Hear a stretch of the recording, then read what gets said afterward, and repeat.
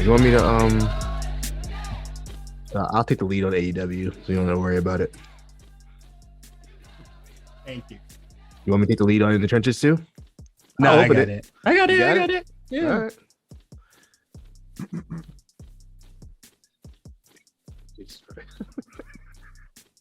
Hello, and welcome to the War Report. I'm your host, Sauced Up Cyrus, joined by Quan, the comeback spot. I'm feeling good, man. Feeling good? I can tell. Will you be getting the Grand Theft Auto remaster? I'm not like super. I want it. I'm gonna get it, but like I'm not saying day one, but are you gonna get it? Because I'm not getting it day one. At some point, I'm gonna get it. Hopefully, it goes on sale at some point, but who knows? I don't even feel like regular Grand Theft Auto is on sale, so I'm not even sure. But yeah, I'll probably get it at some point. Okay. I want to see the game really hold up because I haven't touched any of those games in probably. I feel like well over a decade. I feel like the crime story holds up, but like the thing that was like really holding it back before was like gameplay. And excuse me. I know it is like quality of life fixes. Yeah, I think the quality of life fixes are gonna like make it worth playing in 2021. Because if you handed me based PS2 version of is it Vice City, I kind of be like, nah, son, because I don't think people remember. Well, like I feel like people remember, I don't remember doing a drive-by in the old Grand. You could only do it with the side-by-side thing, but now with like Grand Theft Auto like 5, I'm not sure if you could do it 4. You could bust in the front, like you could just shoot it right out your front window, or 360. So if they keep that now, I feel like a lot of missions are going to be a lot easier, and I'm fine with that. I'm not here for a challenge. I'm here for nostalgia. I'm here for nostalgia and vibes. Yeah, that's it. I'm not trying to. It doesn't need to be difficult. Give me an easy mode. I don't even care. Yeah. So the Ramen Talk boys, me, Justin, and Mark, we just been talking about Grand Theft Auto just like nonstop for like the past 2 days. And for the people at home, I want you to pause the podcast, go on YouTube, click or search up Grand Theft Auto Vice City trailer 1 and 2. You can watch both. With the flock of seagulls? That's the name of the song, right? With Ira. Yeah. Dog, those trailers go so fucking hard. I remember that. I remember that trailer. Like one of the most like memorable gaming trailers I remember growing up. That shit was always Vice on. City trailer 1. Justin was giving me like the backstory on it, where it was just like Rockstar didn't say nothing about it. They just showed it. Yeah. And and all you get from it is just like seriously just atmosphere, tone, and vibes. You knew exactly what it was about. Dog, it was so fire. I've been watching that trailer nonstop. I remember the what the hell is it? The Vice City. I remember the Vice City, like the buzz when it came out, how huge it was. Because I felt like 3 kind of came. I don't remember if 3 was like highly anticipated. I personally remember it coming out of nowhere. Like, what is this game? 3 existed in my life. Yeah, that's just it. My brother played it, but he didn't have it in. I don't know. Like he played it, but he didn't own it. So I guess he like borrowed it from a friend or something. Yeah. Grand Theft Auto has always been in my life. Like my brother owned Vice City, but like everybody. I don't like I didn't see any trailers or any stuff like that. Like I was like when it 2002, I was like 8. Yeah. 6 or 8. Okay. So it's just like, I wasn't really paying attention to trailers like that. And then Mark was just like, man, this used to play during like Raw and SmackDown all the time. Like the time. It constantly was on. I remember I remember it vividly in my head. That's how I knew Flock of Seagulls. Yeah. To me, what was wrestling when I was like 6 or 8? Like I was watching cartoons. That's it. I got into wrestling as an adult. These trailers are amazing. And just watch them. It's great nostalgia, great vibes. Really good stuff. And then I think I might I think I might get it like the week of, not day one, but I think once I get paid, I'll like cop. I'm ready to play Vice City. I'm ready to be in my city playing Grand Theft Auto. Yeah, I gotta be. Man, But that's cool, man. Me and my cousin, rest in peace, my cousin Ricky, we used to play it all night, bro, just for like hours and hours, going to the strip club, just doing dumb shit. Yeah, we should just play just nonstop, man. So I can't wait to play it again. yeah. So what's crazy is that like I played San Andreas first, obviously as a kid. I wasn't making progress. Like it was tearing shit up. And then my brother owned Vice City, and I was like, oh, it's they told me it was in Miami. I was like, oh, fine, I'll play in Miami. And I just did stupid Grand Theft Auto things, played as many missions as I can before I got bored. And it was like, oh, I'm gonna tear shit up in the city. Yeah. And then I will never forget this memory. This is like the memory that is like encrypted in stone in my head when I was walking through the mall in Vice City, and I had 2 hit points left because I was just like tearing shit up. I was walking through the mall.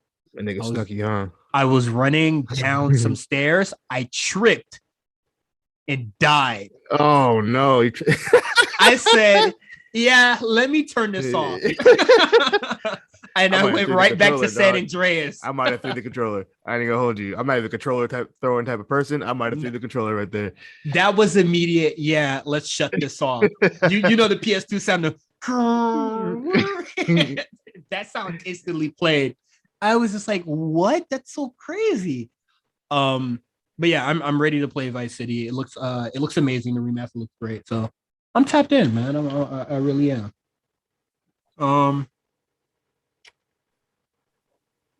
Let's get into In the Trenches, man. The dreaded day has happened. It's crazy. News, man. What's up? Literally last week, we were just like, yeah, I don't think anything's really gonna happen. It's the weekend. It's gonna be whatever. I doubt anything crazy is gonna happen next week, and then people get released again.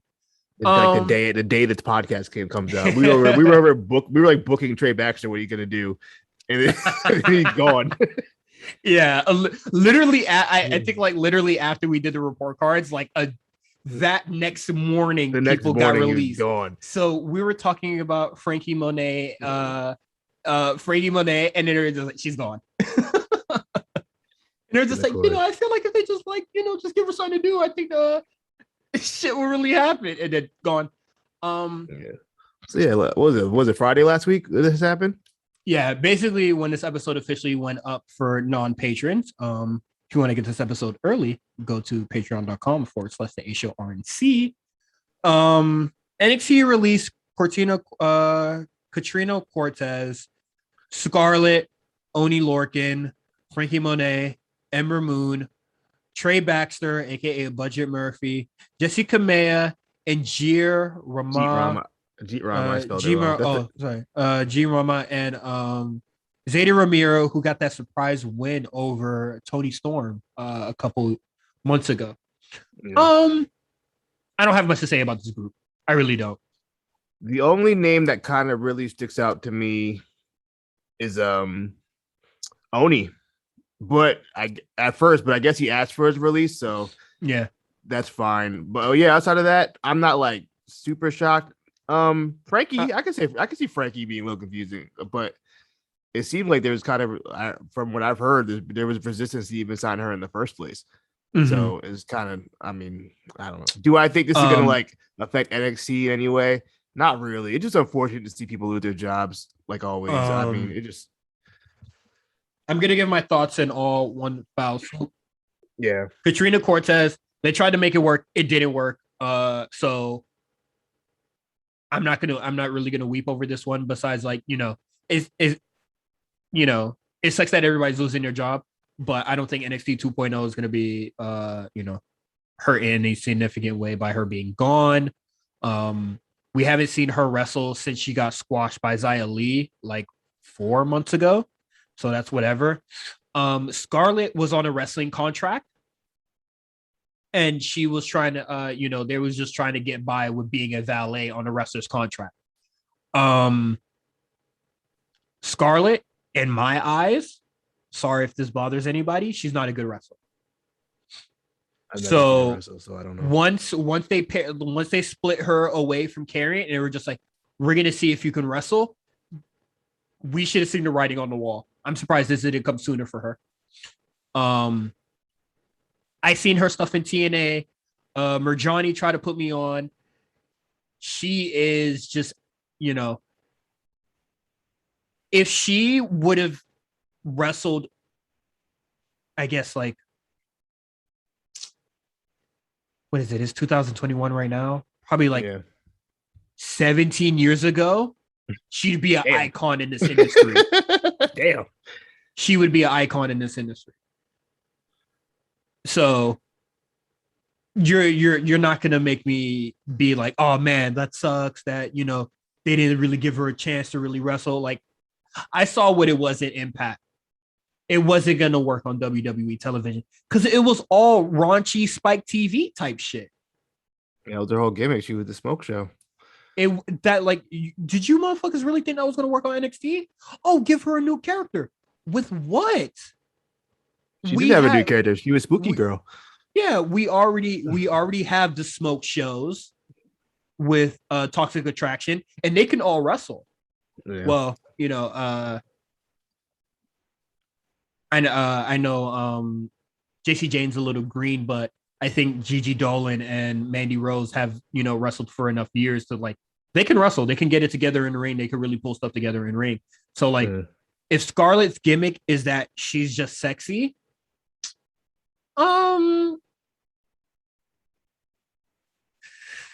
there's a lot of sexy women on NXT. So you're gonna have to set yourself apart, and she did it. So I'm not gonna weep over this one. I'm really not. Only Lorcan, he called for it. I definitely think Danny Burch getting injured definitely put like a damper on their on their trajectory and everything. Yeah. And he was always vocal about I just want to wrestle. So if you want to leave, it's all fine. Frankie Monet, I definitely think this is sort of what is it? You remember when Mickey James got released and they were just like, oh, they think I'm too old, but like, like I can still go at like my age or whatever. Like I think what is it? Ageism or ageist, whatever the fuck it is. I definitely think with her release, I definitely think it is. And they're also reluctant, like Daniel Bryan said in an interview earlier today, I believe. I forget what podcast, but they were just offering contracts to people to not go to AEW. I just don't understand with Frankie was why didn't they just put her on Raw? I truly feel like it was like I do agree. Just put her on Raw to the moon. She's a star. Just give her anything and she'll do it. Like she's a great wrestler. Just give her a decent gimmick and then put her on Raw, have her just do whatever. She could cut promos. I feel like she is already complete. So when NXT became into this like mentor mentee kind of thing, I was just like, okay, I understand why they're having like keeping her there now. But they just never did anything with her. And then what else? I do think her getting released sucks. And she's taking it in stride. She's I follow her on Instagram and she's like, I'm not saying she's like being shady or anything, but she's just like, if they feel like I'm too old, it is what it is. I'm still gonna go out there and give it my all. She's moving on already, and that's very adult of her rather than being one of the bratty babies that whenever they get released. Ember Moon, shit, whatever. You know how we feel about Ember Moon, man. But Budget Murphy, Trey Baxter, me and Justin did a spot callers on the GCW show recently, and he was on the show, and we were talking about it's surprising to see him on NXT because we felt like a lot of the talent on that show were just plain guys. Like, I don't know why they offered him a contract to not go to AEW. I don't think he would have made a difference there. Yeah, he's kind of he's pretty. I'll be honest, I don't know much about what he was doing on the Indies, but from what I've seen on NXT TV, very generic, not much personality. What me and Justice saw on that GCW show, he was, white guy number 30 on the Indies. He's white. Yes. Is he? I thought he was like half black. Is he not? Is he? You could look that up if you want to. I'm not about to right now. But he didn't show us nothing. So when he came, like even when he was wrestling, he didn't show me nothing. So it's whatever. Jessie Kamea, I definitely think if Aaliyah could get called up, she could get called up. That's how I feel. Yes. I think I do think that Jessie Kamea is the better wrestler than Aaliyah. So I think if Aaliyah could get called up, she could get. If you've been listening to this podcast for a really long time, you already know what I'm gonna say. I saw a match with her and Shayna Baszler in Miami, NXT live show. You said it was a heater. I forgot. She looked a long way from her Mae Young Classic debut. Trey Young. I mean, I'm sorry. I interrupt you. Trey back to that boy is not black. I take that back. That boy white as hell. I don't know why. You and Doug got me be getting people fucked up. Thinking they Nubian. I don't know why I imagine Trey Baxter's face like completely different. That man is white as ever. My fault. Go proceed. I do think that Jessie Kamea, from like her Mae Young Classic debut to what she showed me on that NXT live show with Shayna Baszler, like obviously like it's Shayna Baszler, it's hard to have a bad match, but like she didn't look. The word I would use is clunky in there. She looked like she knows what she was doing. She know how to put moves together. She can calculate her next step, all that. I definitely think, if they would have given her a lot more time, it would have been great. And like I said, if Aaliyah could get called up, she could get called up. I think she's a fast learner. Basically, before you said the Trey Baxter thing, I was gonna say she's what a lot of people think Tay Conti is currently, because I think she's truly grown a lot from what NXT's shown us. We sure? I'm sorry, man. From what I saw on TV, nothing Jessie Kamea was. So with the Rob Stone stuff, it's kind of nuts because she wrestled like twice. Yeah, and neither of them were very impressive. So the one match, Shotzi Blackheart and Ember Moon came and beat up Candice LeRae and no, it was Candice LeRae and Indy Hartwell. They came up to beat Ember Moon and Shotzi Blackheart, and they act like they won the titles. That was one match. That was funny. That was funny. I ain't gonna lie, that was funny though. And I don't remember the other match, but I feel like she showed me a lot from like May Classic to the matches that she was having in that time. So I saw a lot of growth. So I was very supportive of what I saw. Jeet Rama, who? He had a match last week against I forgot who the hell he wrestled, but it doesn't matter because he's gone, and I think he's gone because he's old. He's like 41 years old. Enough said. I think they signed them when they were trying to do the whole globalization thing and try to get NXT India, and it didn't really work out. And I feel like that all would have worked. So I would definitely say the pandemic definitely hindered that. We talked about it like I think like 3 months ago, just about like WWE being just like globalization plans kind of just fell through because lockdown, pandemic, and then everyone's just like, oh, WWE is all over with, and I was just like, come on, guys, please, we're all living the same 24 hours. We know what's going on in the world. And Zeta Ramir, sorry. I don't know. I really don't.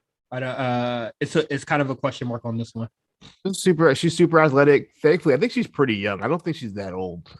Like, I think so. I mean, we could see her back one day, or maybe she'll go to AEW, do some more indie work. I mean, but I don't know exactly what her age is, but I don't think she's older than like 25.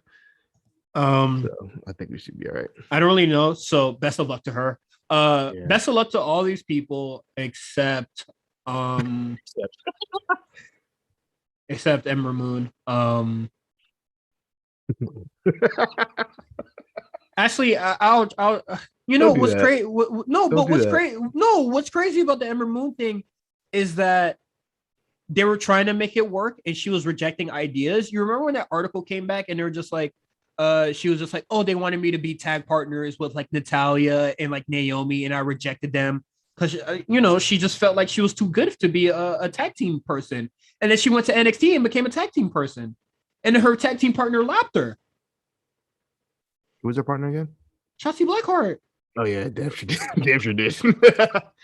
She was still, she was stealing her vibe, stealing her sauce, talking all that shit about people that were just more successful in whatever beef that she has with, or whatever disdain that she has with the Four Horsewomen. Shit, you probably should have try to be besties with one of them, because she was bestie with Alexa Bliss and she couldn't do nothing for her. Look, man, I've been saying this for about Ember Moon for years since she signed. She's been there. She was there for about 5 or 6 years. I'll never knock her wrestling ability. I think she's one of the best women's wrestlers in the world. I think she's fluid, still fluid. Moves look good. I rarely see her botch anything. She has a cool finisher. It was never about the in-ring content with her. It's always been character. Who the hell is she? What is she? She was there 5 years, had no kind of defined character. She was wrestler that would cosplay a video game that she liked for the month. Yeah. Was she a werewolf? I mean, what the fuck was she? What the fuck is a Sheenom, bruh? Yeah, I don't know. It's disappointing because she's really, really good. I can't say that enough. What's Ember's Law? What is Ember's Law? Is that the actual law? No, it's supposed to be. I think it's supposed to be a play on words of Murphy's Law. Oh, where that's lame. And then like, what's that have to do with your character? What was her character? I know how this might sound. Sorry. But I think she's kind of just like the same deal as Carrion, where she I don't think she was difficult to work backstage, but I definitely think she had a bad attitude and she rubbed people the wrong way. And she was, and she was very vocal about the whole thing. You remember when she was just like, I'm the only Grand Slam champion? And then everybody was just like, what? Whatever. Like, whatever, bro. Blowing smoke up her whole ass. Whatever. I'm not until she come up with a character, I ain't rocking with it. Well, I'll say I hope all these people find some good work in America, overseas, wherever they got to do it. A lot of young talent got let go, and I want especially Katrina Cortez, just because as soon as she got released, she also found out that her visa was going to be up soon. Oh yeah, that's really unfortunate. I mean, I'm sure WWE didn't do that on purpose. It just kind of sucks that happened with them. People were just like, "Oh, WWE fired." It was just like, how was WWE supposed to know her visa status? Yeah, I'm not sure. That's for them to keep up with. But I honestly, hopefully everybody makes it on their feet. Ember Moon, whatever she does next, I'm not until she come up with a character, I ain't jocking it.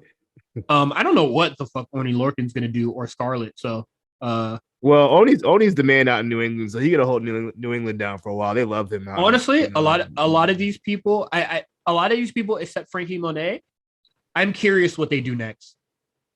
I'm so interested what the indie scene is gonna look like next year, about like next summer. I'm so interested to see what it's gonna look like. When the world open backs up, I'm very they're gonna be a lot of talent. I think we're gonna have like an indie research like none other. It's gonna be impressive. All right. So next, Zoe Stark tears her ACL. She's going to be out for quite some time. I believe, what is it, 6 to 9 months? Usually what they have her on for ACL tear. Whatever. Yeah. Well, I wish her best of luck. I hope she had a successful recovery. Surgery goes well. Yeah, I'm assuming. Did we find out when it happened? I'm assuming when she did that 450. Definitely. But she might have been hurt before that. I don't know. Whatever the hell she tried to do. Directly on her feet. It was definitely that Phoenix Splash. I said, because that didn't look good at all. If her ACL was fucked up before, they probably wouldn't even put her in that tag match. I mean, in that ladder match. That's it. I mean, Ciampa did a ladder match with a tore ACL. Oh, did he? Yeah, he tore it. But it was during the match, though. It happened mad early in the match. So I guess they kind of had to. But what happened to mad early in the match? That's when he turned on Gargano, and then he was gone for mad long because he tore his ACL and he couldn't do anything. Yeah. Well, yeah, it is what it is. Just a small bit of news is not on the docket. I just want to comment on it a little bit. Daniel Bryan talking about the recent releases on NXT or WWE, and I like what he said because he didn't just acknowledge that, like, he didn't look at the releases as if it's just like a WWE issue. He definitely seen the grander scheme of things. It's just like, this is just America. American capitalism. And what do I say on this show? When you apply real world logic, it just seems normal. Yeah. I'm really trying to refine that to make it something that I could put on a t-shirt. I just compare it to like an NFL roster. You know what I mean? 94 people are on the NFL practice team, and then by the end of the practice, before the season starts, dropped at whatever it is, 70, whatever the hell number it is. And you know what I mean? Just like it is what it is. So it's unfortunate, but that's just what it is. It's just how America works. What is it? Yeah, the budget cuts suck. They don't really have to, they don't have to explain the budget, to people, because whatever the fuck. And then I did agree with what you said about how it's shitty. Yeah, the 90-day thing when he was like, if we have to wait 90 days after we get released, then we should be able to leave within the 90 days. Whatever the hell. He said something like that, but he basically was like, it should be fair for both sides, even though that's just not how business works. But yeah, it's America. It's capitalism. It is what it is. But now let's get into AEW. Last year I had to watch as my friends were crowned tag team champions and world champion. And I stood in the distance and watched. Hangman Adam Page has had a lot of heartbreak. He's had a lot of setbacks. You can only fall short so many times before it breaks you internally and before it breaks the fans' expectations of you. People have been waiting a long time for this match to happen. The truth is, I could never relate to you, Hangman. And I think that's kind of why the fans like to latch themselves onto you. They see more in themselves than I ever did. Big Full Gear, I think, winning the AEW World title, the most prestigious championship in wrestling, the thing that I want more than anything in this world. I don't think that anything could feel better. I don't lose big matches. Hangman, you always lose big matches. You don't stand a chance. All right. All Elite Wrestling. It's a big weekend. You excited? Please carry me through this, because when I was playing Final Fantasy 14, and then I was my alarm went off. I was just like, all right, it's AEW time. I saw, Daniel Bryanson is gonna have a match again. Okay. And then I saw it was Rocky Romero. I said, yo, suck my dick. I'm not watching this. Oh, and then what is it? I put my phone to the side, looked over occasionally, and they showed everything that was gonna be on the show. I said, yeah, I'm not watching this. Well, thankfully, I watched it so you didn't have to. And I'm going to be honest with you. Well, first of all, before we even get to Dynamite, I do want to talk about something about Rampage from Friday and the fantastic, I don't know if you get to see it, but fantastic promo between Eddie Kingston and CM Punk. This was the best Punk promo.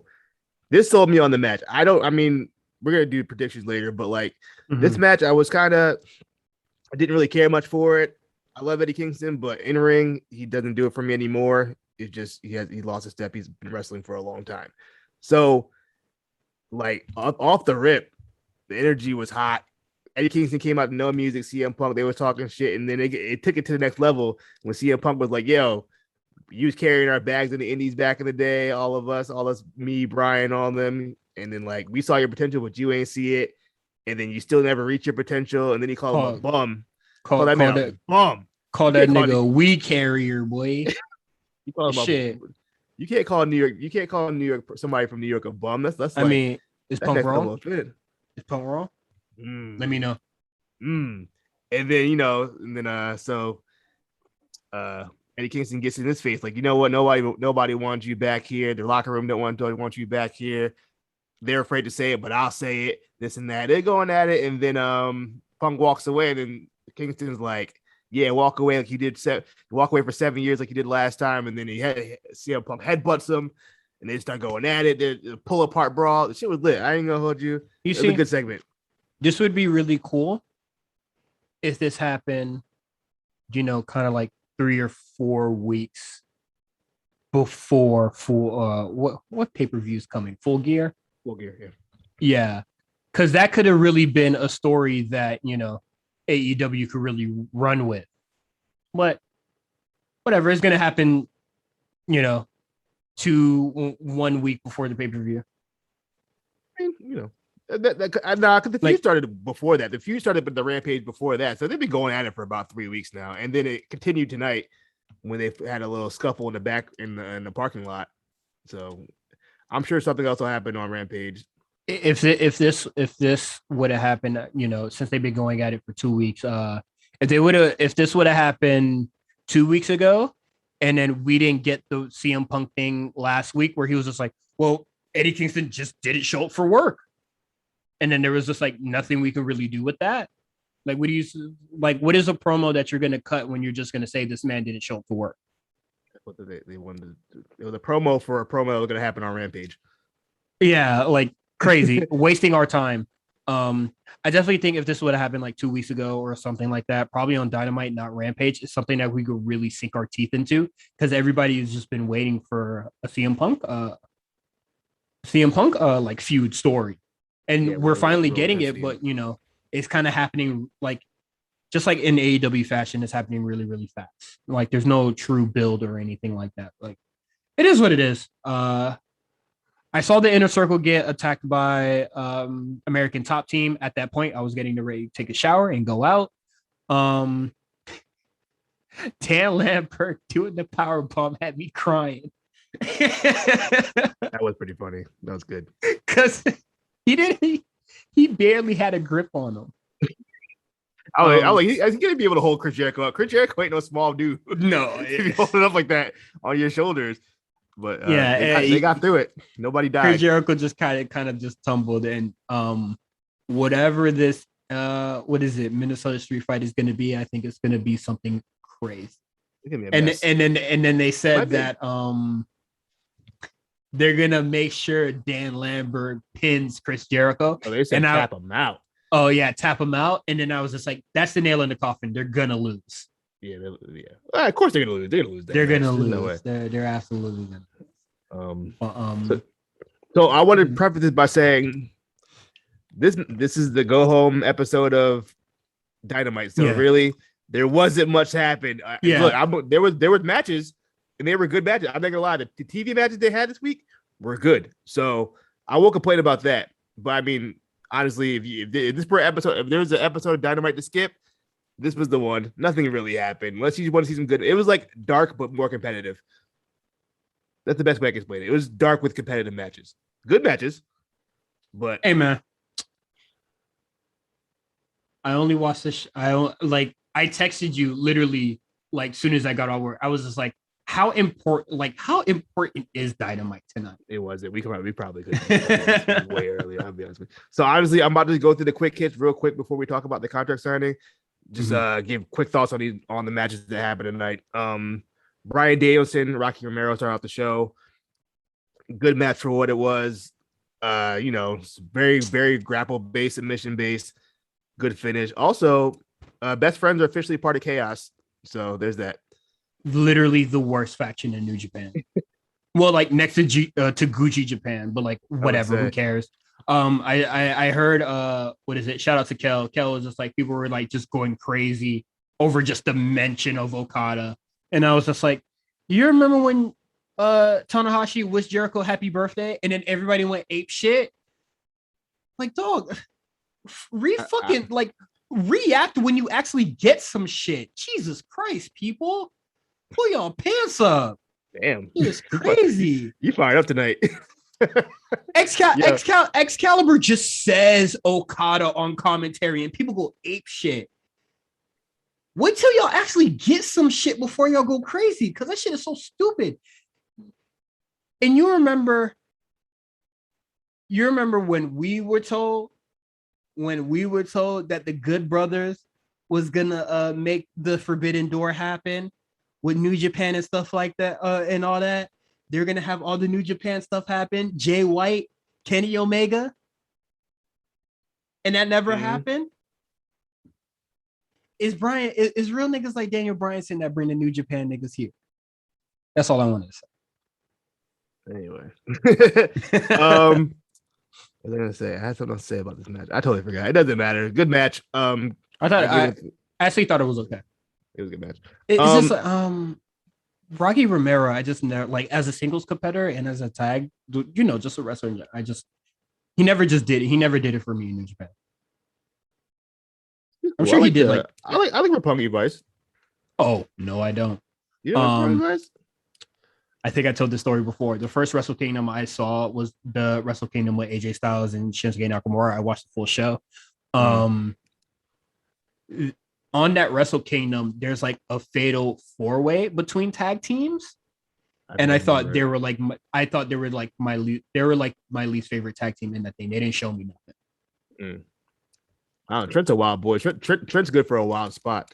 And that's all he's a crash test dummy. That is it. All right. Well, women's tag team match between Dr. Britt Baker, Rebel, not Reba, and Jamie Hayter against Ty Conti, Anna Jay, Thunder Rosa. I mean, the girls, it was fine. It was a TV match.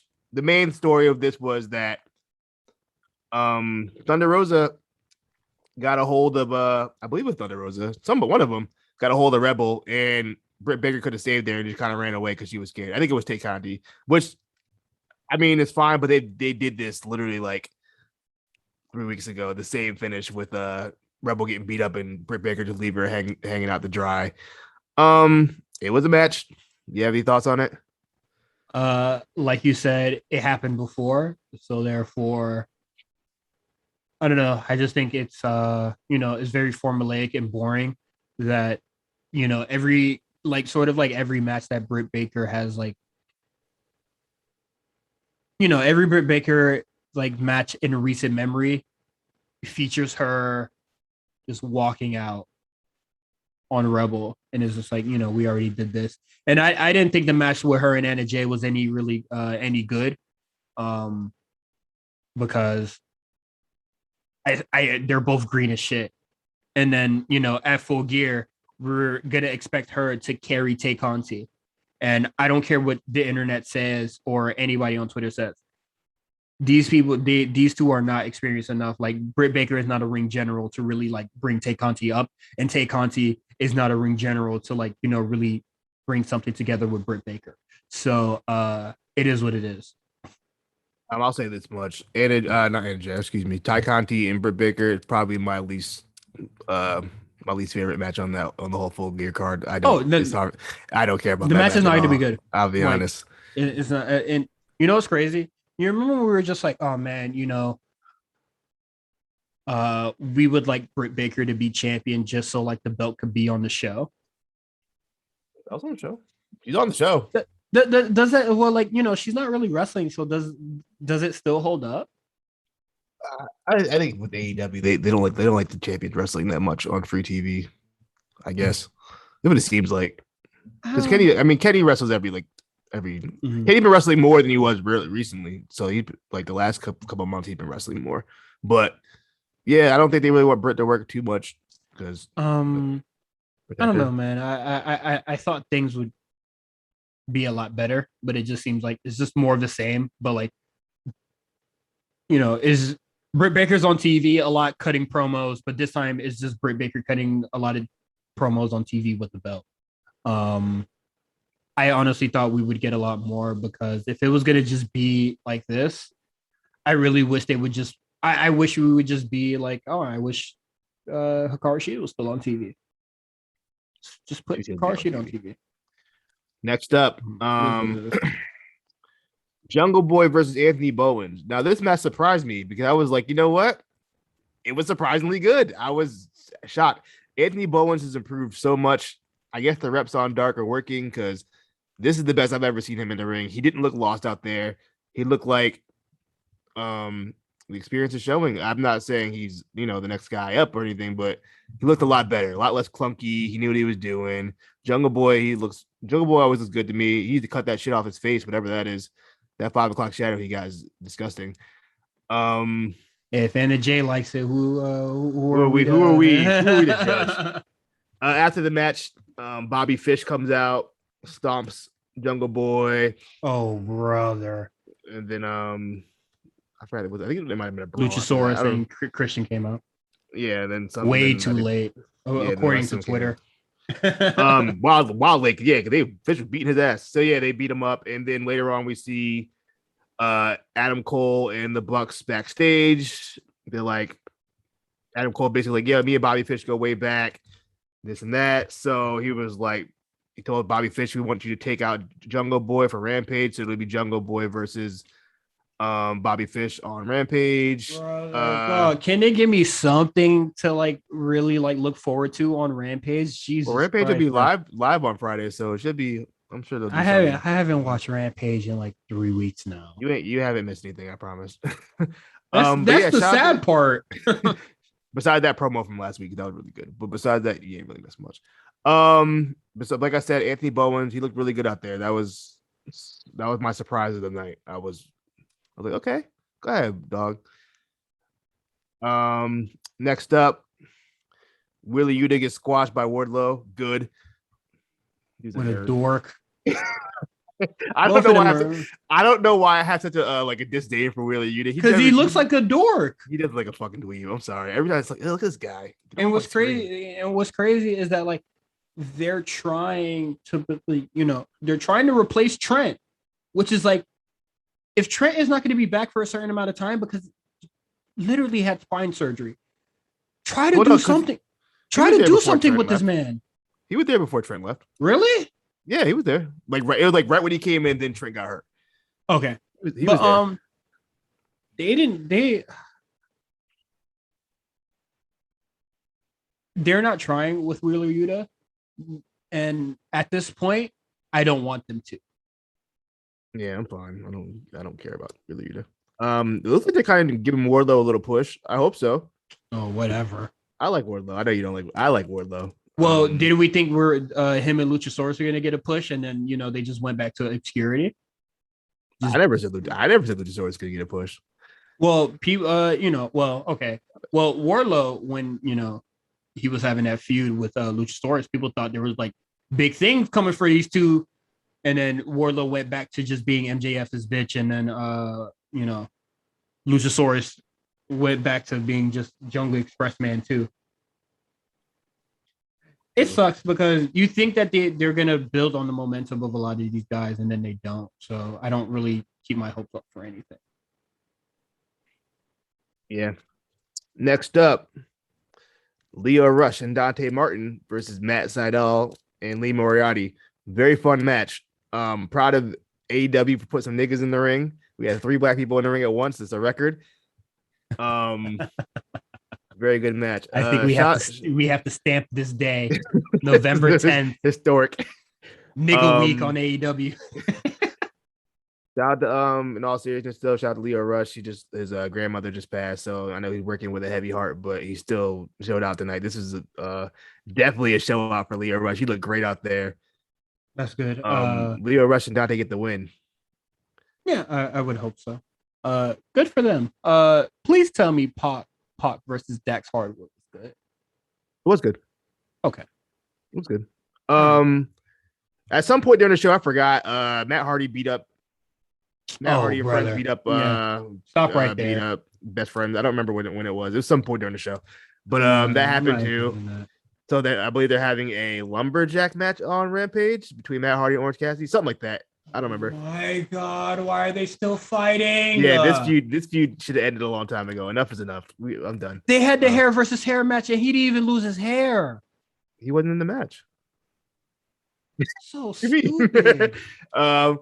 But yeah, those are the matches for the night. And to finish off AEW night, we had the contract signing between Hangman Page and Kenny Omega. Standard contract stuff. They both cut promos.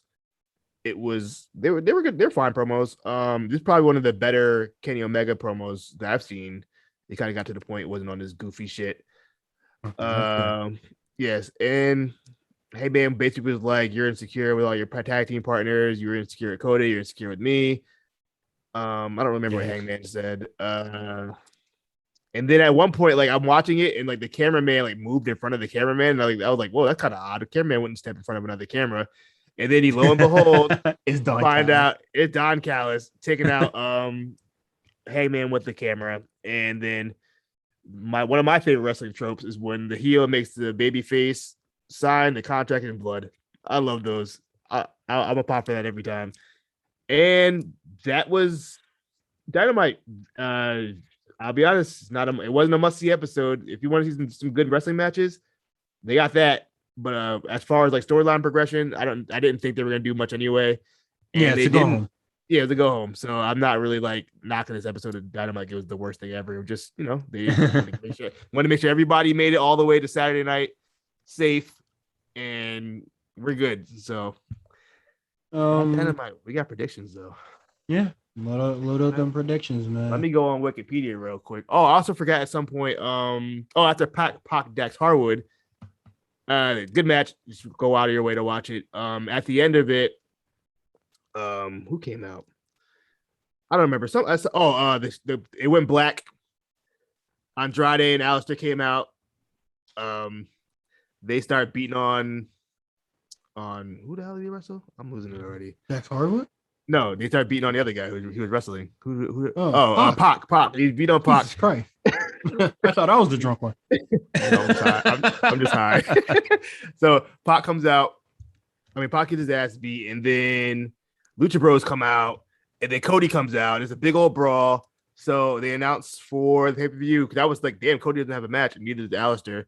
But it ends up gonna be Cody and Pac versus Alistair Black and Andrade. So why didn't they go with the 6-man tag? Oh my fucking god! Why is he not tagging with the tag?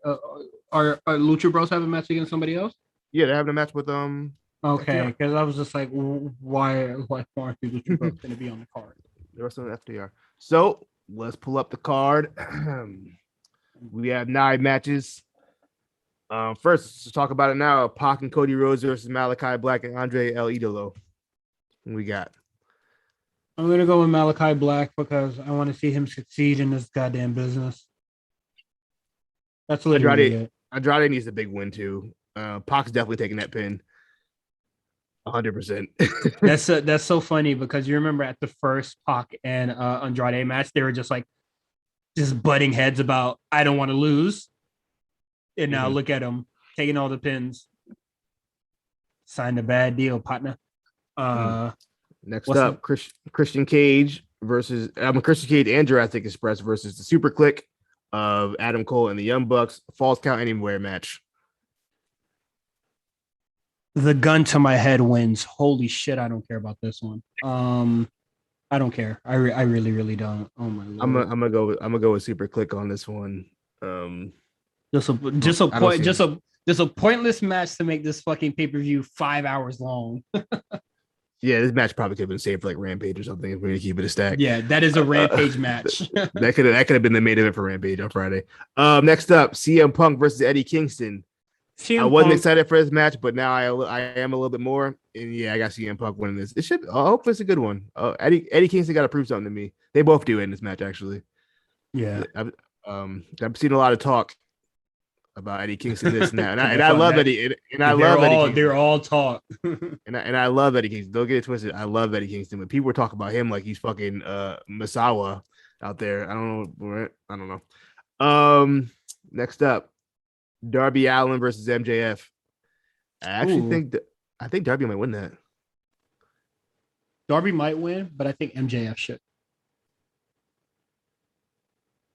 Why do you think that? You think he's next up? If you're assuming that Hangman wins the championship, then yes, that's literally it. That's the direct chain of thought. That's fine. I'm with that. Um, Lucha Bros versus FTR, which low key might be a show stealer for the AEW World Tag Team Championships. I think Lucha Bros are gonna win. I don't think they're gonna lose in their first defense. I'm pretty sure this is their first defense. No, this can't be their first defense, has it? Yeah. No, I don't think this has been their first defense. No, it has to be. They won at the last pay-per-view, so they haven't defended that belt since the last pay-per-view. Yes. Unless something on Dark or Elevation happened, I wouldn't know. But so they went. Oh, oops, dropped my phone. They win the titles. They lose the AA belts. Yeah. And now we're here. Because they didn't really pay-per-view. I feel like that was like mad long ago. All Out. How long ago was All Out? September? Maybe they didn't defend it. Okay, whatever. I'm sure they defended it one time. I think they have that 30-day rule in AEW. Next up, Inner Circle of Chris Jericho, Jake Hager, Sammy Guevara, Santana Ortiz versus the Men of the Year of an American Top Team, which is Ethan Page, Scorpio Sky, Junior Dos Santos, Andre Arlovsky, and Dan Lambert in a Minneapolis street fight. A lot of shenanigans going to happen in this match. I would like to say this first. I think Men of the Year and American Top Team are great because they're the only people getting a genuine reaction out of folks. They're the only heels actually getting booed. I'm gonna go with them. I like them a lot. And who's that chick that's with them? Paige, whatever. Paige Van Zandt. I'm fucking with her. So whatever team she on, I'm rooting for them. I kind of think Inner Circle gonna win this. I think Dan Lambert is definitely gonna get embarrassed at some point in this match. I definitely feel like he's gonna take the pin and they're gonna give him a wedgie or some shit. Yeah, he definitely gets with his pants around his ankles at some point in this match. Yeah, you know what's funny? That's really gonna happen too. I know that's gonna happen. Just because Jericho's in the match, I know that's gonna fucking happen now. I'm fucking get a wedgie and then hit with kendo sticks or some shit. Who knows? Oh god. What I personally think would be the match of the night: the Eliminator Tournament Finals between Bryan Danielson and Miro. Bryan Danielson's been on a roll. He's been hot. I don't remember last time he's had a bad match, honestly. With that being said, I think Miro wins this match because you said MJF going to be the first opponent for Hangman. I believe Miro would be the first opponent for Hangman, and I think it's a great first defense to have because obviously Miro is not going to win that. But obviously, unless they want to do Hangman versus Bryan Danielson off the rip.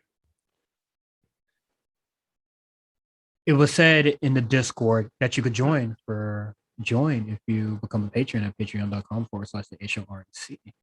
HORNC. I definitely think AEW is very odd where they're just like, we would run the dream match before we do something with the actual story.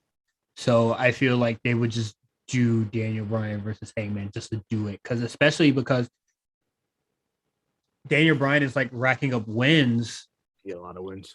So he can face Kenny Omega again. Story. Yeah. Big air quotes. Do it with me, fellas. So like even after this tournament, Daniel Bryan will still have enough wins that I think that would be sufficient enough for him to challenge for the tag team title. I mean, the world title. Sorry.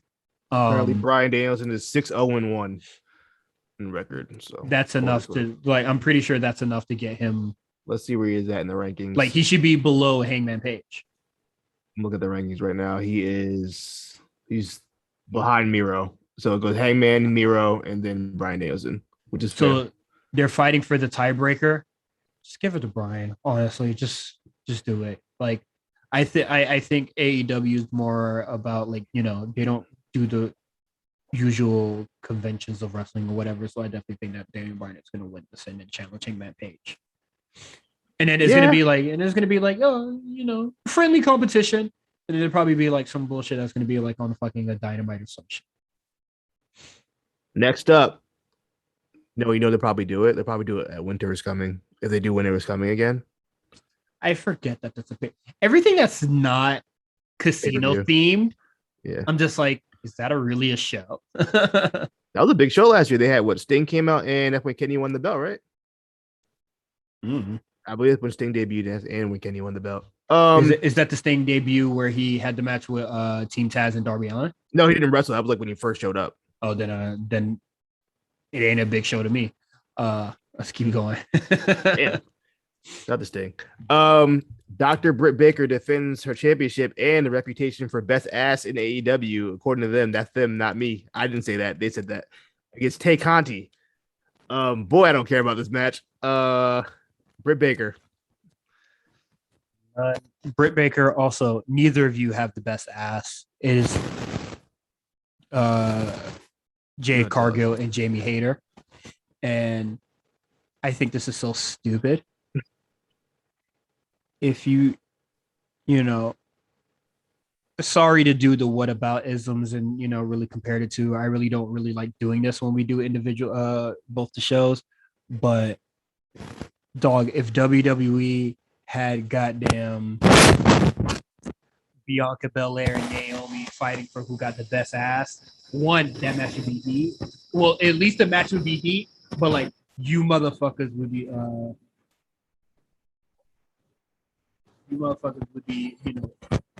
pitchforks and guns out riding on the streets if this shit happened. I think this is stupid. Also, I think the match is gonna suck. So it is what it is. I think this is the most low effort AEW has been with the women's match. Yeah, I'm with you. I'm all in on TBS tournament, but yeah, this stuff I don't care. Main event. At least the TB, stuff is on TV, unlike the women eliminator that happened last year or earlier this year. Oh god, that was terrible. I hate that was all on YouTube. That was so dumb. The Japanese bracket all on YouTube, and then even when the Japanese talent were in the US, it was still on YouTube. Yeah, kill me. Shout out to Ryo Mizunami, who's always on Dark too. I fuck with her. She's the way AEW. That's great. That's good to hear. Yeah, she's doing. We got a couple of the Mesa Girls also does a lot of dark matches. That's good. Yeah, a couple of the Japan workers are over there.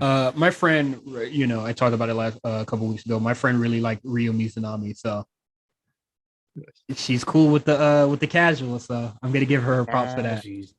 Last but not least, our main event: Kenny Omega versus Hangman Adam Page. Please get that belt off Kenny Omega. I'm praying. I'm begging. Hey. I'm pleading. Tony Khan, please. I'm begging you. Get that belt off that man. If Kenny Omega wins, I'm going to Jacksonville myself. You can pull up on a horse as a cowboy, and we gonna get to sort it out. I'm gonna have to step in. Hangman needs to win this at all costs. I definitely think that I'm gonna be really, really real. I know this is gonna be very dramatic, but I definitely think that AEW's future hinges on this match. Okay, I'm not mad at that take. Honestly, I'm with you. You cannot do the Hangman, like they were stalling all pandemic. They finally got fans back. He had a child, so they have to stall a little more. Don't pull the trigger now. I'm gonna pull the trigger when I step in. Relax. That's how it's gonna go. You gotta relax. You gotta relax. You know what? On that note, will ensue.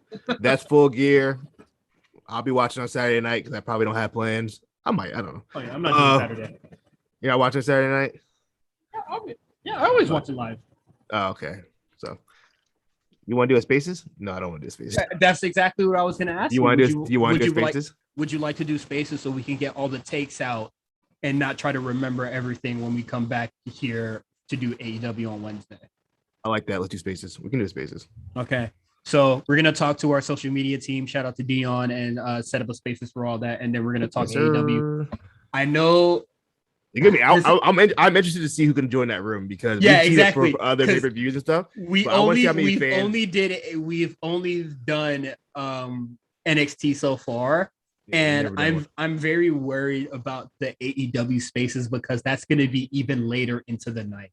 So not only that, I'll be honest, like the A Show social media account doesn't do a lot of AEW content. Like very rarely does it do AEW. So like It's gonna be interesting, like how many AEW fans actually follow the A show.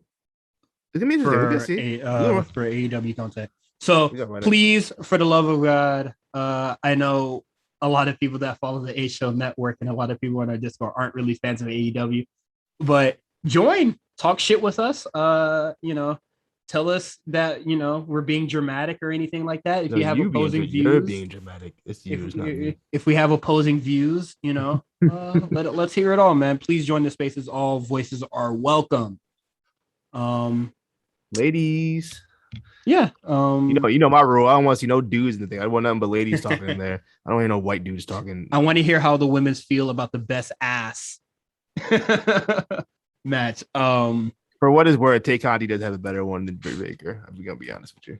Yes. They said it, not me. I don't want to sound but they brought it up. You know what I mean? Yeah, if AEW is gonna point it up, I'm just gonna give my takes on it and keep and push it. To be fair, I don't think AEW ever pointed that out. I think it was just Ty Conti did it went on her own and said, I have a better ass than you.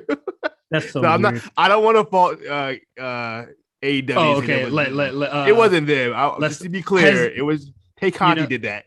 She went to business for herself. Has Britt Baker commented on that comment? Probably. I don't follow them. I don't know. Okay. I'm sure she did. I would hope not. So I'm looking at Tay Conti right now, and yeah, no, this man is horny on the podcast. I'm not even. Let's get into NXT 2.0. Also, before we go into NXT 2.0, yo, if Britt Baker gets the BBL, yo, go to NXT, dog. What is wrong with you? That'd be crazy, bro. But yeah, let's get into NXT 2.0. I don't know about the baddest man in NXT, but you was the baddest man on Twitter last week. Now Trick and Mello here in your face, calling you a bum, your mama's a bobblehead, and your daddy's a bootlicker. If you want to fight, we can fight. We can strap up the boots and make the ring talk. It don't matter, because Trick and Mello's about it. What are you on about, mate? Hey.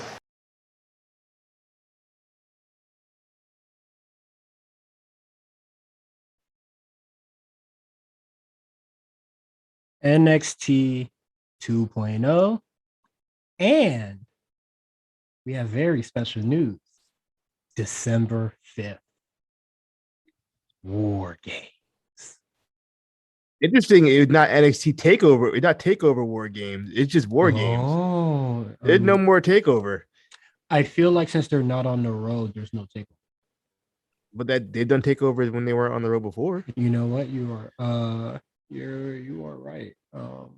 Is there too much pressure for it to be called a takeover? Is like I think they're just over that branding of Takeover. I think that's like the old era and this is the new era. We're just doing regular pay-per-views now. Just NXT name. It said NXT War Games, a pay-per-view event is what it said. So I've never heard it get called a pay-per-view before either.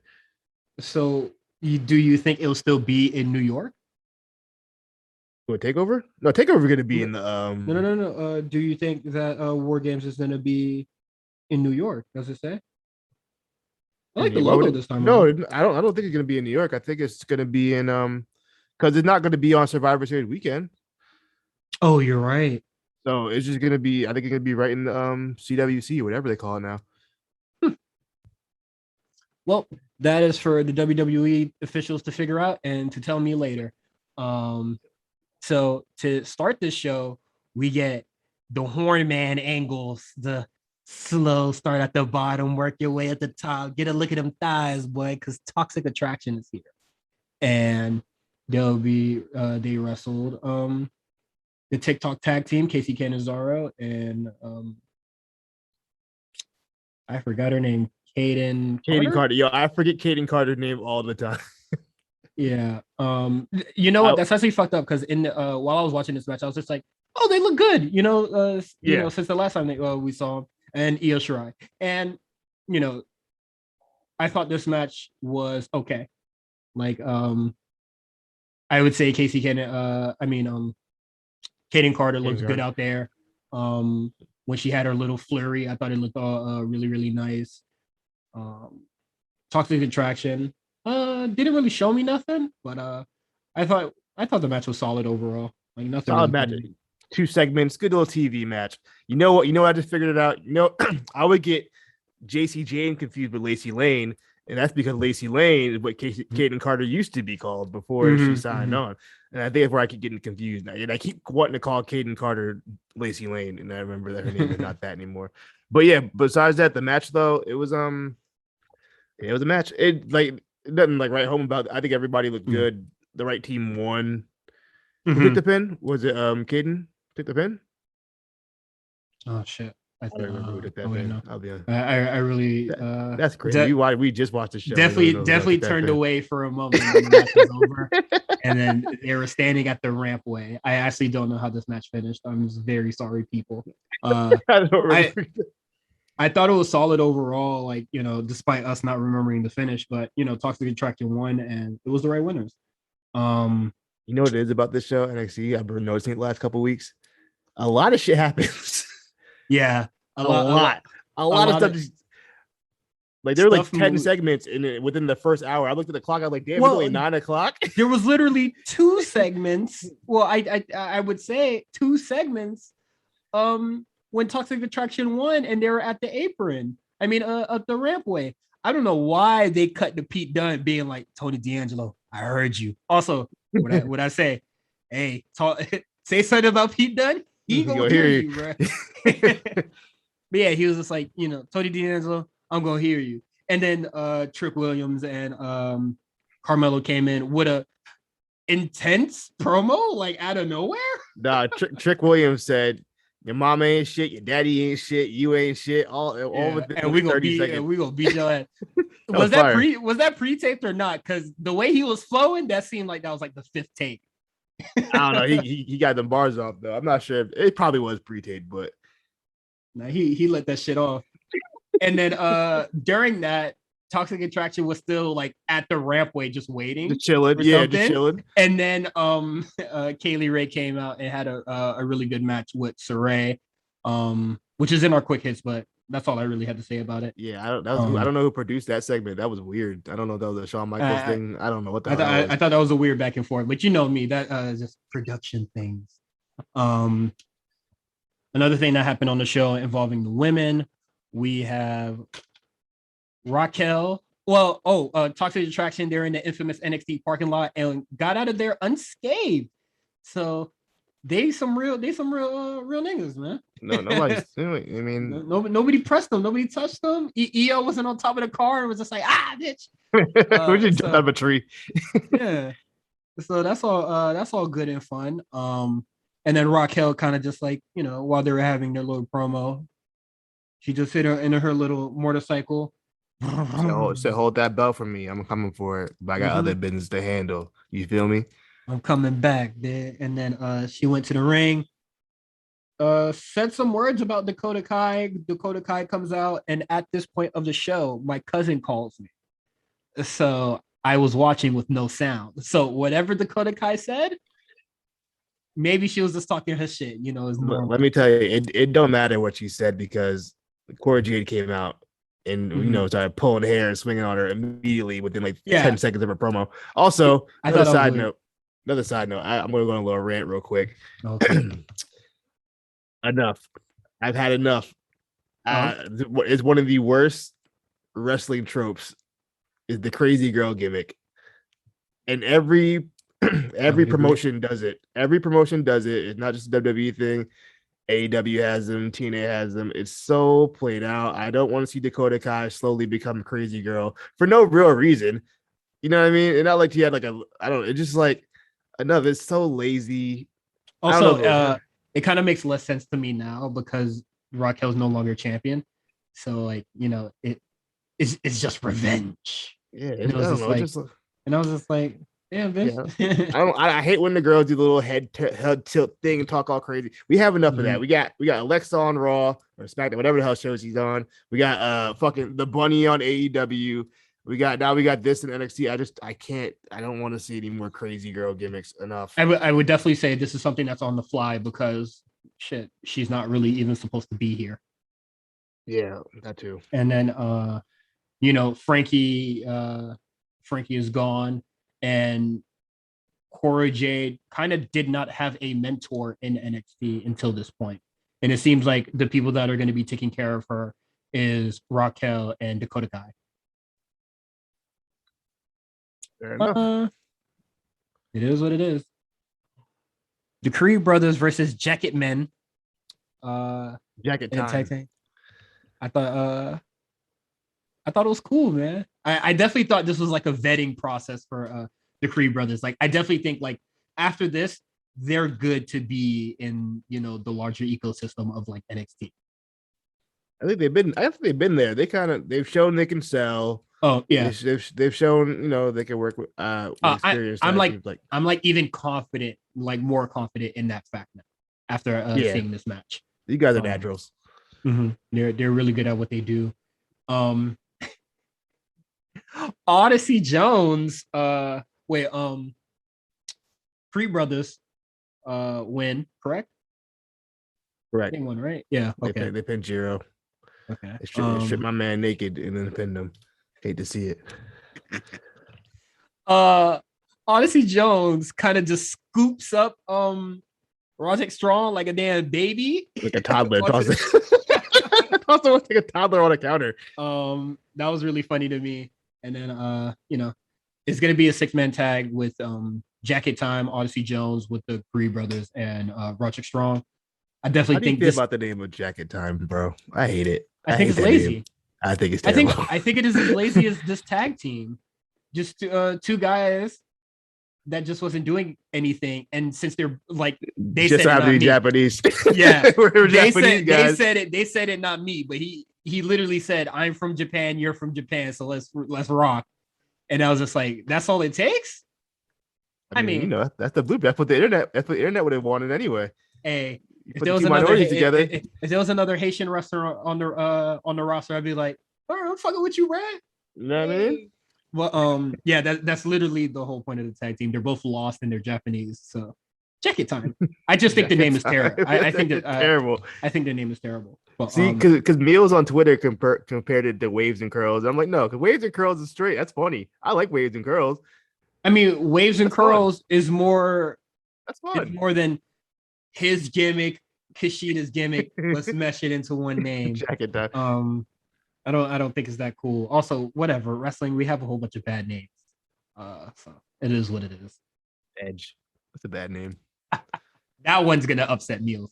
That's a bad name. Edge is a terrible name. Just Edge. Yeah, what is that?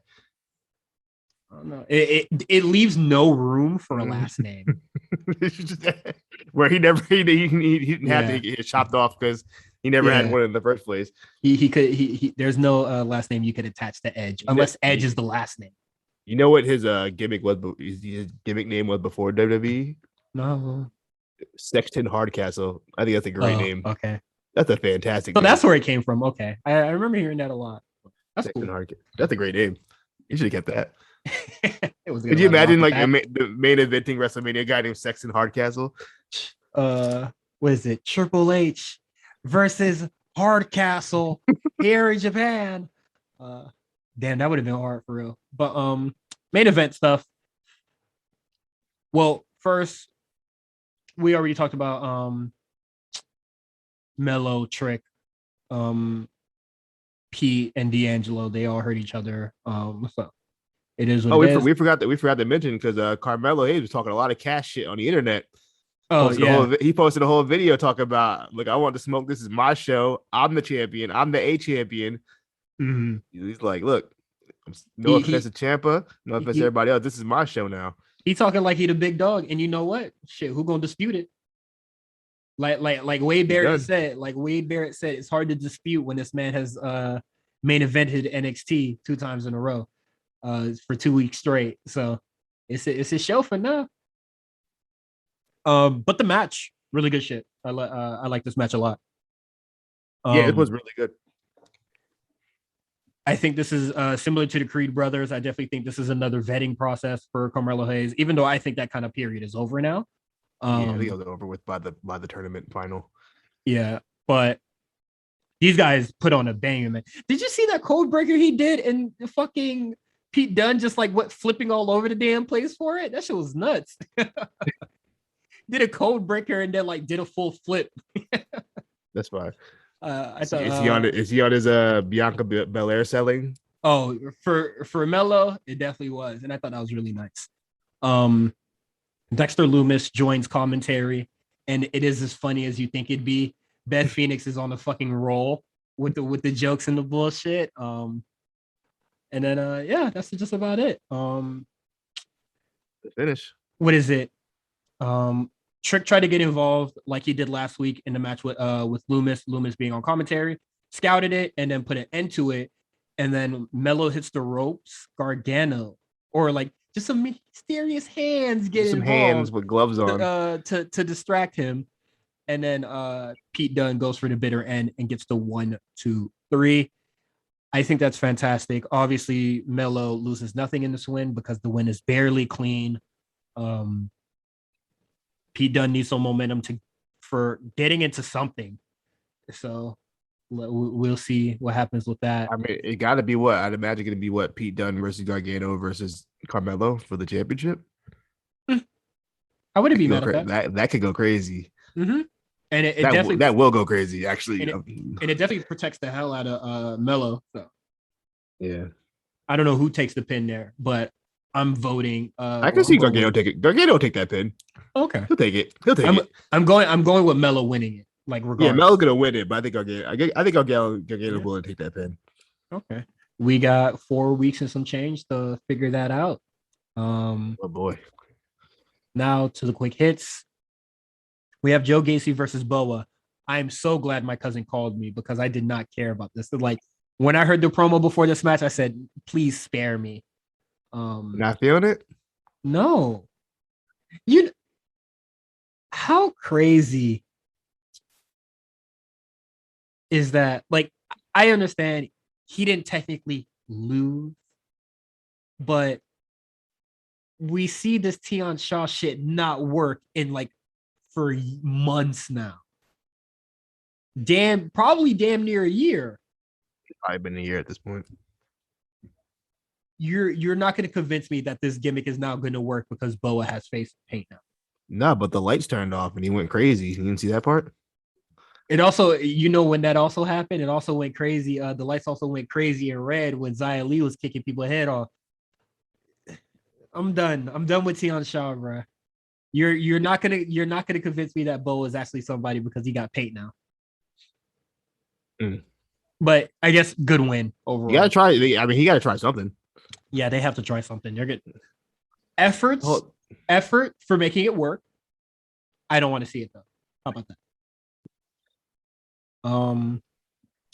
Kaylee Ray versus Saray. I thought this match was really good. Honestly, I was just like, when I heard Saray came out, I was just like, oh, nice to see you. And also, dog, this could be a main event, like of a takeover or something. Like this is a really big Saray? Saray and Kaylee Ray, absolutely. Okay, but I'm talking about like Saray in the ecosystem of NXT currently. Oh no, definitely in the future. Okay. I'm about to say. I hope you're not talking about right now. No. Okay. I definitely see that it could be a big match in the future. If given, whatever they need to really make that happen. But I see Mandy Rose holding that for a long time. So what do you see the trajectory of Saray? Do you think they have big plans for her? No. Because she's been around for a couple months now, and I feel like they're like, we don't really know what to do with this girl yet. I don't know if it's the English thing. I don't know how good English is. Fine. I think it's fine. I think where that comes, that really comes from is because we've seen a lot of Japanese women come into NXT and immediately. Yeah, and they run it through shit. Yeah. So that might have not been the case for Kairi Sane, but I would say, Kairi got to get a pretty good push off the yeah, hip. What is it? Saray's been here for 4 months. I think, longer than that. She came in February. Yeah, no, she signed in February. March was their first match on NXT. Yeah. April. By now, April. By now, definitely would have been champion if this was the old NXT. But also the same thing with the old NXTs, and they'll bring in people and then have them come in, maybe win the first match, and then start losing a bunch of matches until they find a gimmick. So maybe they're trying to find a gimmick for Saray. You remember when Saray fucked up Mandy Rose's face? No, I don't remember remember that? that. I don't remember that at all. She did the drop kick, and then Mandy was just like, "Oh yeah, shit, yeah, my yeah, face yeah, hurts," your and then he face, like that's walked right. off. Yeah. Full. I'm gonna call it now. Full circle. We're gonna have a full circle moment. Oh, interesting. We'll see what happens. Honestly, if I never remember that, I probably would have let like a Twitter thread be like, "Hey, remember? It's full circle, brother." Ray's only 25. She has time. Also, Oh, I didn't realize she was so young. I thought she was older than that. she has time. Oh shoot. She has time, and also she's really good. So Yeah, like she's honestly, it's really just like NXT is still in its like helping people get over a process. So Didn't realize she was that young. Next we have Grimes and Hudson. Grimes has a match against that one dude that we're trying to remember his name. And then I'll never forget it now. They have a match. My cousin was saying something very important, so the match ends, and then he hung up, and I got to hear this promo, which I was just like, oh, whatever. What do they do with Cameron Grimes, man? I don't even know anymore. I thought my first thought was, okay, we're gonna get back to the wrestling here, like we're gonna get back on track, we're gonna get back to like the essence, and they were just like, they're gonna have a poker showdown next week. And I was like, come on, man, what the fuck is this, man? When like possibly the match is gonna happen after this, but like, nigga, I don't care about poker, bro. Maybe it feels blackjack or something, like at least a game that I really understand. But like, you don't know how to play poker? I know how to play poker, but I don't find it as interesting as blackjack. Blackjack is my game. Shout out to Grand Theft Auto San Andreas for like really drilling that game into my head. Are you getting the remaster? Yeah, but not day one. I'm not either. I'm in no rush. Yeah, it's Grand Theft Auto. Because I'm gonna have to do that mission with the toy plane on Vice City. Nigga, that pissed me off. I hope they cut out the game. They cut it out. We don't need that mission is the worst. For San Andreas is all the bullshit after you leave Los Santos and you have to like you're in the country with Catalina, then you find the truth, and then you're like at the weed farm, and then you know what's crazy? I don't remember San Andreas that well at all. I don't like it. I probably played it the least out of those three. I only remember that part because when I was really young and I was just like, I'm going to beat San Andreas. Like there's no like I'm not gonna be fucking around. Yeah. I'm gonna actually beat this game. And then I got to that part and I was like, this is stupid. And then the thing that haunts everybody if you played San Andreas, like I don't care how good you are at video games, it played everybody. Flight School. Yeah. Oh my god. I swear to God, it made me really good at flying in every GTA game. After that, like it's ingrained in my brain. But like, what is it? You do that, and then you go get the jetpack and all that shit, and it's just like, for why?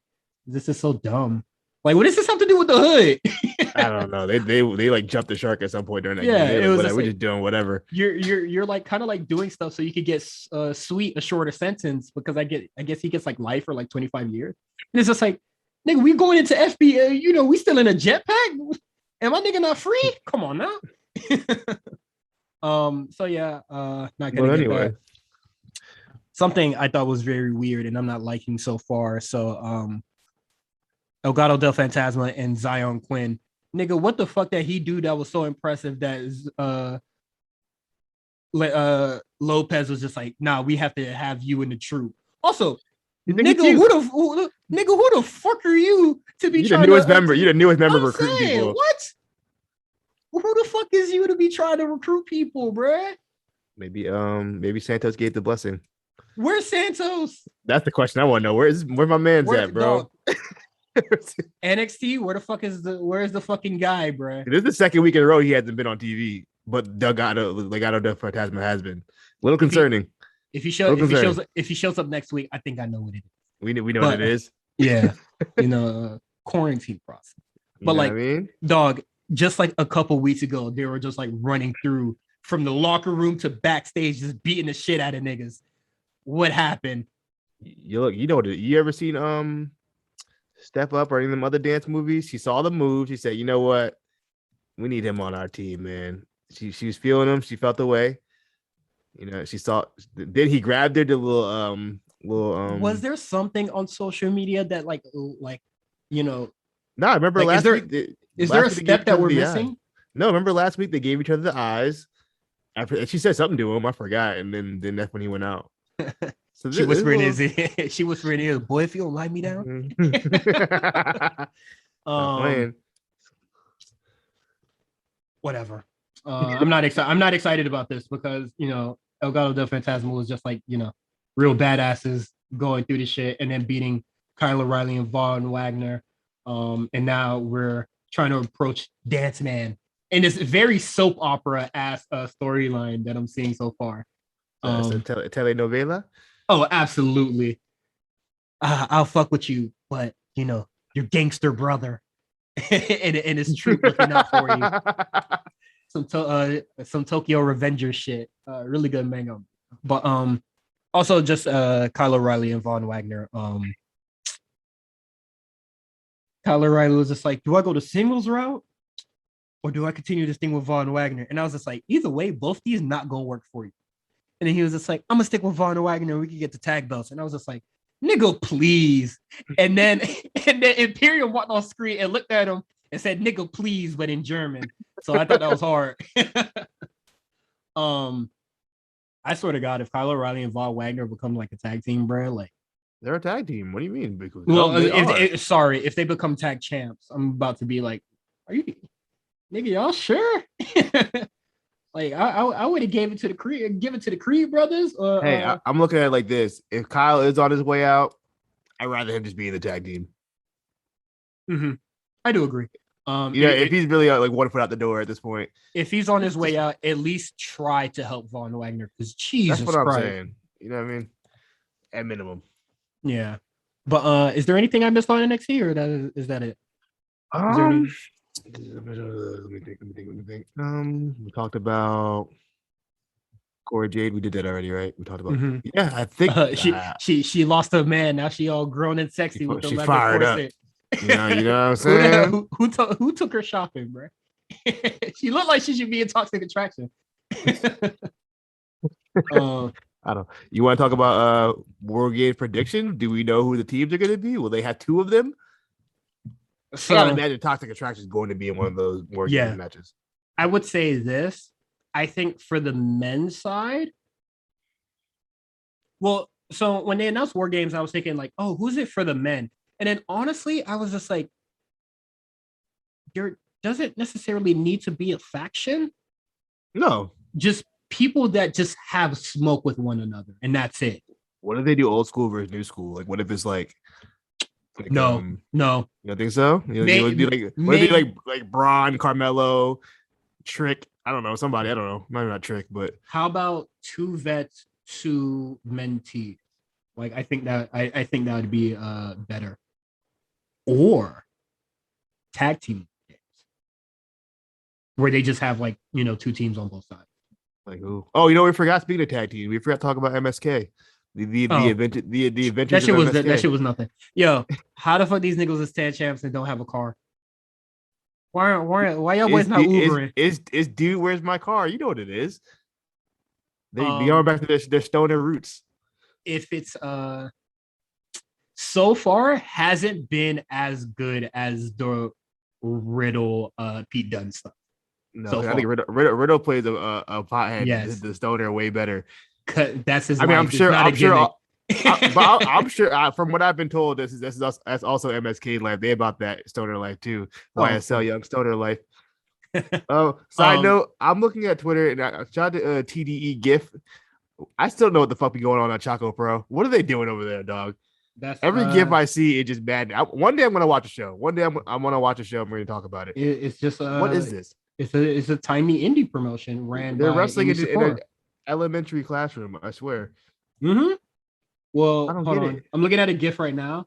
Yeah, that looks dumb. Looks what is this? He putting her feet on the windowsill and then crushing it. I think that's actually. You saw that? I think that's hilarious. But I don't take Choco Pro seriously. I definitely feel like if they wanted a ring, they could get one. Like Amy Sakura could definitely get a ring if she wanted to.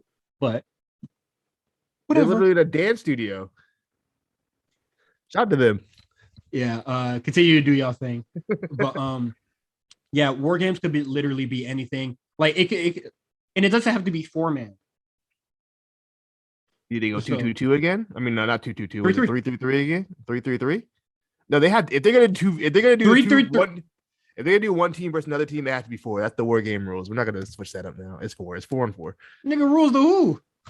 The war games rules. It's just the beginning. The war games rule is you have this certain amount of you have your tag partners, and then you have to wait, and then the cages alternate. Yeah, that's what war. That's 4v4. That's what war games is to me. It could be 3 people, and then just have 2 people start, and then it'll just alternate between and then 2 more people just come in. Nah, we're not doing 3. They're not gonna do that. Hey man, it's whatever the fuck NXT wants it to be. Also, just looking at the current NXT landscape right now, I'm just like, who the fuck is actually gonna be like in this shit? So who knows?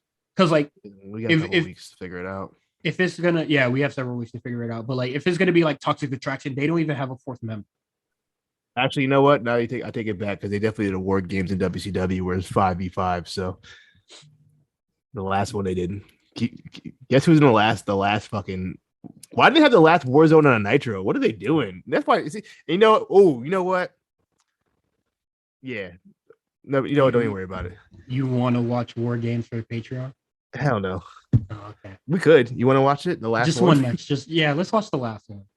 Okay. Is you want to hear who's in it? It's probably fucking terrible. It's probably so bad. Just link it to me on Peacock, and then I'll just let go on for the ride. September 4th, Nitro 2000. After this, just link me, and then I don't want to watch that. Can we watch another one? No, I don't want to watch this. It's either the last one or the first one. That's what we will do for Patreon. The first one, the Great American Bash, 1987. Great American Bash. It's the Road Warriors and you don't want to hear who's in it? No, surprise me. It's gonna be a surprise. Okay. All right, so that is it for NXT. You can follow Quan on Twitter at the Comeback Spot. You can follow me, Cyrus, on Twitter at Cyrus CYRUS on ONTWR. You can follow everything that we do on the A Show Network on the A Show RNC Twitter account. You can subscribe to us on Patreon at patreon.com/the A Show RNC, where we have shows like Patreon exclusive shows like Spot Callers, Legendary Runs, The Evasion Diaries, and you'll get episodes of the weekly podcast early and other miscellaneous wrestling content. Every new subscriber we get brings us much closer to seeing Meals and Justin do the 1-chip challenge. As soon as we get to 100, they will do it and cry. And congratulations to the A Show for landing a very special guest to the RNC, I guess accolades. Yeah, accolades that we have under our belt on this network. WWE champion Big E stops by to talk about all sorts of stuff. Music. I haven't heard yet, but they said they wanted to talk to him a lot about non-wrestling stuff. So if you want to hear a person being interviewed and not just a robotic wrestler interview, I definitely think that would be something interesting to listen to. I started Batista Legendary Runs. Yes, sir. I've watched everything for the first episode, so it'll be recorded soon. And all I have to say is Triple H had a really solid plan. Why did he go about it like that, though? I think the logic is sound, but the way that he went about it was very, obviously. You talking about when he kicked him out? No, when he sets up the all the SmackDown interviews to like play after his matches, JBL talking shit, almost getting Batista ran over, and then he's talking to Ric Flair, and he was just like, you know how much it costs to get a limo and get the stupid horn things, and I was just like, but why do it? He's a wild boy. He's a wild boy. I get that he possibly did not he didn't look at it as like he didn't want to wrestle his friend. He just like didn't want to lose the title, which I get it. But going to SmackDown, beating JBL, and both of y'all being the tag champs in tandem and then y'all just have a match together with no stakes at Survivor Series. Sounds like a win-win, brother.